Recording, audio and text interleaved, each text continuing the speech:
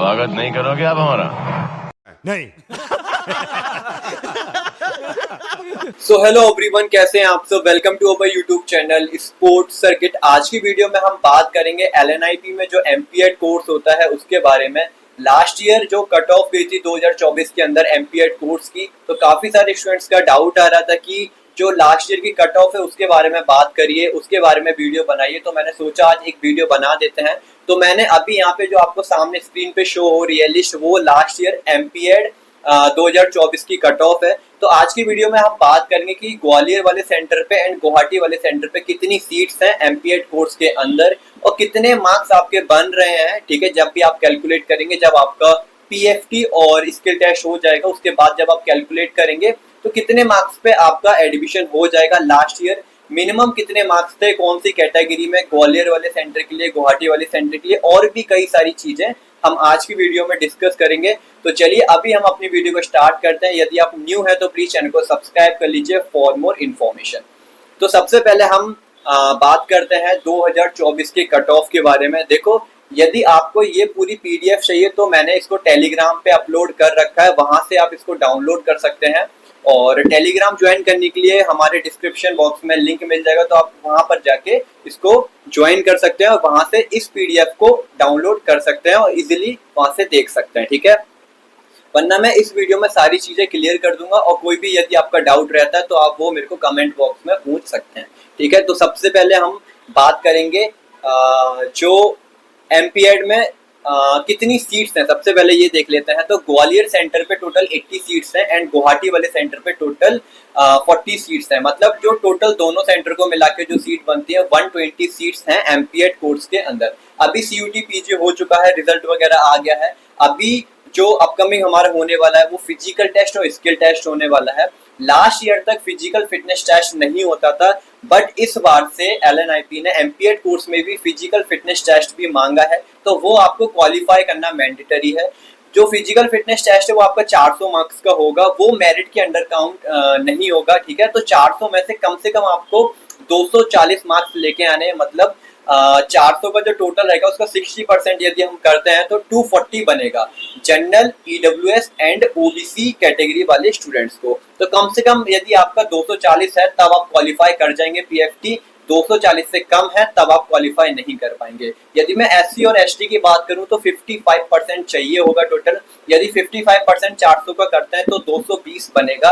तो कम से कम SC और ST वाले स्टूडेंट्स के लिए 220 मार्क्स चाहिए होंगे। जैसा सेम BPED के अंदर होता है PFT, वैसे ही सेम MPED के अंदर इस 2025 के सेशन से होगा। ठीक है, पहले नहीं होता था बट अब से होगा। ठीक है, और यदि हम CUT PG की बात करें उसका कितना वेटेज रहेगा, तो उसका टोटल 60% वेटेज लेते हैं और स्किल टेस्ट की बात करें तो 40% वेटेज लेते हैं।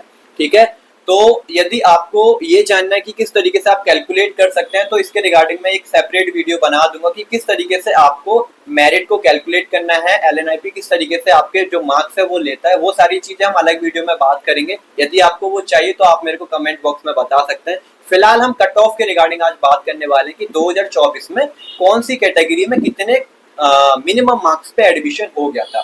ठीक है, उसके बिहाफ पे आप देख सकते हैं कि आपका कितना बन रहा है। ठीक है, या फिर आप उसके नजदीक हैं या फिर नहीं, आगे पीछे। ठीक है, तो आपको एक अंदाजा लग जाएगा, आप गैस कर सकते हैं कि मेरा हो पाएगा या फिर नहीं हो पाएगा। तो सबसे पहले हम बात कर लेते हैं, जो ये लिस्ट है उसमें साफ साफ यहाँ पे मेंशन है, सीरियल नंबर है, फिर एप्लीकेशन नंबर है, स्टूडेंट्स का कॉमन रैंक है। ठीक है, और फिर यहाँ पे written test and skill test को मिला के जो परसेंटेज बनता है वो सारी चीज यहाँ पे दे रखा है। फिर कैंडिडेट का नेम दे रखा है, एलिजिबिलिटी, जो एलिजिबल कैटेगरी है कि मतलब कौन से स्टूडेंट्स का कौन सी कैटेगरी में एडमिशन हुआ वो दे रखा है। फिर यहाँ पे जो वार्ड कोटा रहता है, जैसे कि LNIP में यदि आपके पेरेंट्स वगैरह जॉब करते हैं, ठीक है, जो भी, तो वहां से आपको कोटा मिलता है। उसकी सीट कुछ फिक्स रहती है, 3 से 4 सीट रहती है। ठीक है, और फिर जम्मू एंड कश्मीर वाले जो स्टूडेंट्स हैं उनके लिए यहाँ पे दे रखा है। आपने कौन सी प्रीफरेंस रखा था, मतलब MPED में क्या होता है कि आपको एक स्पेसिफिक सब्जेक्ट अलॉट होता है, जैसे कि आप स्पोर्ट्स मैनेजमेंट से करना चाहते हैं या फिर आप बायोमैकेनिक्स से करना चाहते हैं। ठीक है, स्पोर्ट्स फिजियोलॉजी हो गया, एक्सरसाइज फिजियोलॉजी, बहुत सारे हैं। ठीक है, तो आप वहां से जो भी आपका एक तरीके से इंटरेस्ट है आप वो ले सकते हैं। ठीक है, वो आपके ऊपर डिपेंड करता है। ठीक है। यहाँ पे अलॉटेड इंस्टीट्यूट नेम है कि आपको ग्वालियर अलॉट हुआ या फिर गुवाहाटी, ठीक है। तो 2025 में भी सेम ऐसी ही लिस्ट आएगी, तो मैं आपको एक बार अच्छे से इसके बारे में बता देता हूँ, ठीक है। फिर यहाँ पे अलॉटेड सब्जेक्ट ही कौन से सब्जेक्ट में, जैसे कि आपने सबसे ऊपर रखा स्पोर्ट्स मैनेजमेंट, फिर आपने रखा कि मेरे को बायोमैकेनिक्स, फिर थर्ड नंबर पे रखा कि आपने एक्सरसाइज फिजियोलॉजी, ठीक है। तो जैसा आपका मार्क्स रहेगा उसके अकॉर्डिंग आपको सब्जेक्ट अलॉट होते हैं, ठीक है। और यहाँ पे लास्ट में फाइनली दे रखा है कि आपकी कौन सी कैटेगरी में एडमिशन हुआ है, ठीक है। तो ये सारी चीजें हैं। टोटल में स्टूडेंट्स की बात करूं कि कितने स्टूडेंट्स का रैंक बना था, मतलब रैंक उन्हीं स्टूडेंट्स का बनेगा जिन्होंने लास्ट टाइम जैसे कि स्किल टेस्ट और एग्जाम दिया था, ठीक है। अब जो students physical fitness test qualify करेंगे, स्किल टेस्ट जो देंगे और जो सीयूटी का पीजी का एग्जाम दिया है, उन्हीं स्टूडेंट्स का रैंक बनेगा। सबका रैंक बनता है यहाँ पे, चाहे किसी के कम मार्क्स हो चाहे किसी के ज्यादा मार्क्स हो, सबका रैंक बनता है, ठीक है। कोई फेल वगैरह नहीं होता, तो सबका ही रैंक बनेगा। तो टोटल जो लास्ट टाइम जो रैंक बना था वो टोटल जो स्टूडेंट से 235 के अराउंड, नहीं 194 के अराउंड इसमें स्टूडेंट दे रखे हैं, और जो रैंक गई थी 235, मतलब और भी सारे स्टूडेंट्स हैं, ठीक है। वो अदर लिस्ट आती है सेकंड लिस्ट में, उसमें होंगे, ठीक है। तो यहाँ पे मेनली क्या है कि जो रैंक बना था 235 तक बना था, मतलब आप समझ सकते हैं। बट स्किल टेस्ट और सीयूटी पीजी का एग्जाम दिया था जिनका यहाँ पे जो पूरा रैंक वगैरह है वो सारी चीज बनी है, ठीक है। तो अब हम बात कर लेते हैं कि मिनिमम कितना मार्क्स चाहिए जनरल कैटेगरी में एडमिशन के लिए, और मैक्सिमम कितना लास्ट टाइम गया था आउट ऑफ 100। अब 100 कैसे बनता है, जो आपका रिटन टेस्ट होता है उसका 60%, जो आपका स्किल टेस्ट होता है उसका 40% मिला के 100% बनता है उनका। फिर वो लोग कैलकुलेट करते हैं, उसके अकॉर्डिंग यहाँ पे आपको सीट अलॉट होती है, ठीक है। तो सबसे पहले मैंने एक पूरा लिस्ट बना लिया है।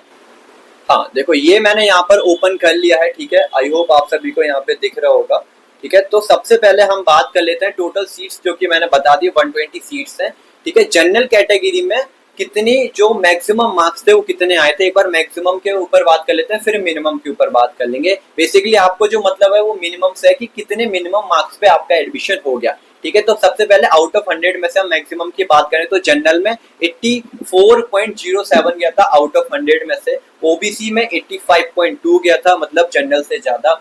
ईडब्ल्यूएस में जो स्टूडेंट्स लेके आए थे 82.13 तक मार्क्स गया था।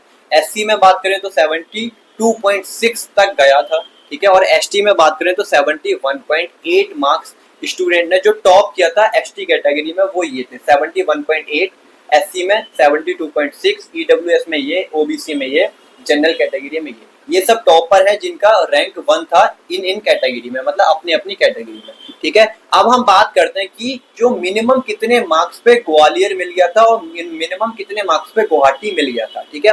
सबसे पहले हम गुवाहाटी की बात करते हैं, फिर हम ग्वालियर की बात करते हैं, ठीक है। तो सबसे पहले जनरल कैटेगरी के हम बात करेंगे कि कितना मिनिमम मार्क्स पे आपको गुवाहाटी मिल गया था। तो आउट ऑफ 100 में से 60.93, मतलब मार्क्स पे आपको गुवाहाटी मिल गया था। तो आउट ऑफ 100 में से 60.93, मतलब राउंड ऑफ करेंगे तो 61 बन जाएगा टोटल। तो 61 पे आपका मान के चलो कि आपका गुवाहाटी सेंटर मिल गया था लास्ट टाइम, और 63 पे आपको 63.4 पे मिल गया था ग्वालियर सेंटर। तो ये तो हो गया जनरल का, इतने लास्ट टाइम था, इतना मिनिमम। यदि आपका इससे ज्यादा रहता है इस बार तो आपको पूरे चांसेस है कि जो आपका सीट है वो अलॉट हो जाएगा, ठीक है। अब हम बात करते हैं ओबीसी की। ओबीसी में जो मिनिमम गया था गुवाहाटी सेंटर के लिए वो 55.33 है, ठीक है। और यदि ग्वालियर सेंटर की बात करूं तो 58.47 है, ठीक है।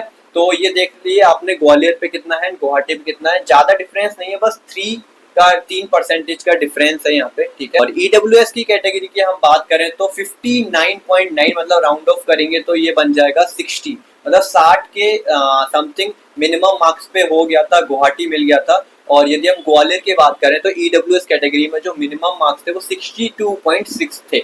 इसके बाद आप मैक्सिमम कितने भी लेके आओ उससे मतलब नहीं है, कम से कम इतना था, 62.6 से स्टार्ट हुआ था ईडब्ल्यूएस वालों को सीट अलॉट होना, ठीक है, ग्वालियर वाले सेंटर पे, ठीक है।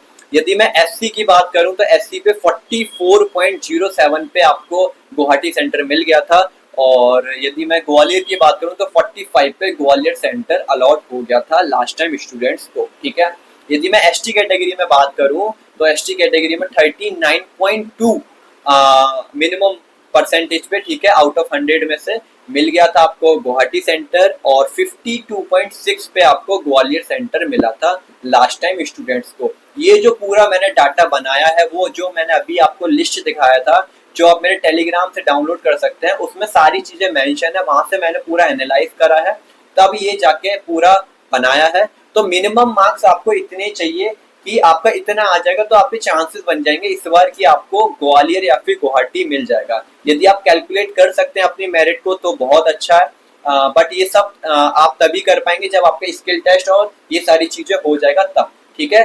और यदि आप नहीं कर पाएंगे कैसे कैलकुलेट करना है, तो मैं इसके रिगार्डिंग एक सेपरेट वीडियो बना दूंगा जिसमें बता दूंगा कि किस तरीके से आपको मेरिट कैलकुलेट करना है एमपीएड कोर्स की एलएनआईपी में, ठीक है।